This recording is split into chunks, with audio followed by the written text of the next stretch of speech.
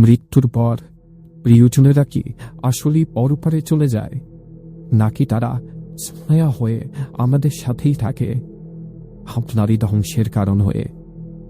ধানমন্ডির এক আলিশান ডুপ্লেক্স বাড়ি।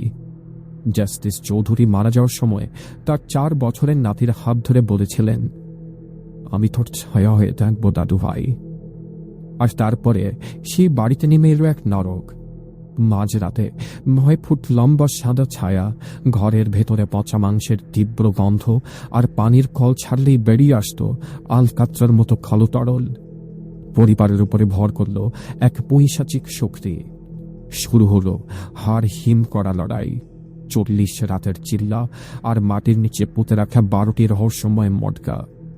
হুজুর ভেবেছিলেন মটকায় তিনি জিন বন্দী করেছেন, কিন্তু তিনি জানতেন না মাটির নিচে তিনি যা পুঁতে দিয়েছিলেন তা জেলখানা নয়, তা ছিল এক সর্বনাশা জিনের বীজ, যে রক্ষাকর্তা, সেই ভক্ষক। এই অভিশাপ থেকে বাঁচার কি উপায়? এই 12টি মটকার আসল রহস্য শুনলে আপনার রক্ত হিম হয়ে যাবে। আসছে অভিশপ্ত উত্তরাধিকার, আজ রাত 11:30, শুধুমাত্র ভয়.net ইউটিউব চ্যানেলে।